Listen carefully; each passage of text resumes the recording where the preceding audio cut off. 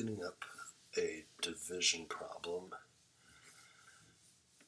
using conjugate pairs. And so to do that, what we always do is we multiply by the conjugate of the denominator by the numerator and the denominator by that as a fraction. So this is a plus bi, so that means I need to multiply that by a minus bi. So let me show you that. Sometimes people want to change the sign on the 3. Notice the a stays the same, so it's still negative 3, but it's a sign on the b that changes, so this would be minus 4i, and that is the conjugate pair to this down here.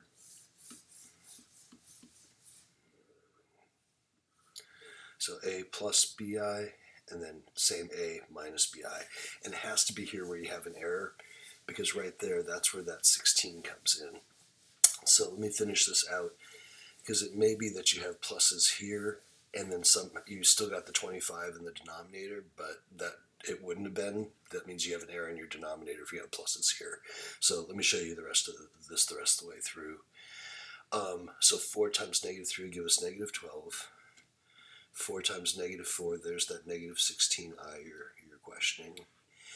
And then downstairs, so remember when we go a plus bi times a minus bi, that's just going to come out a squared plus b squared.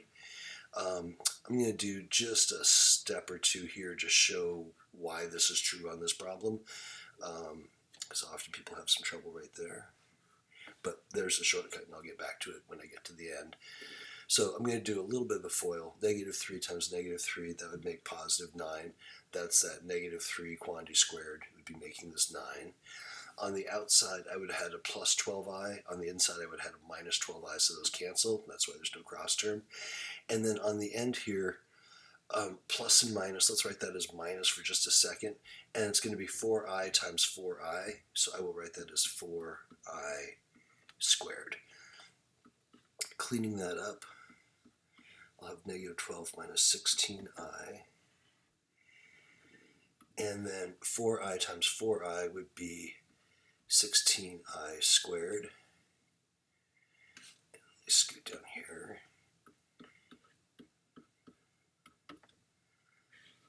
And then this would be 9. And then it's minus I squared is negative 1 though. And so that's how that gets flipped around. One more time on that numerator, I guess one more time after that, to 9 plus 16. So once you're comfortable with it really does do this every time, I would just look at this and go, I would have written it as negative 3 squared plus 4 squared. There's your 9 plus 16. And that's much shorter than going all through here. But I suspect you have a plus here, and then you did something that made the denominator come out right, but with that plus it wouldn't have been. It would have been 9 minus 16. So there's the correct stuff, and then that gets you to the negative 12 minus 16i, and should be over 25.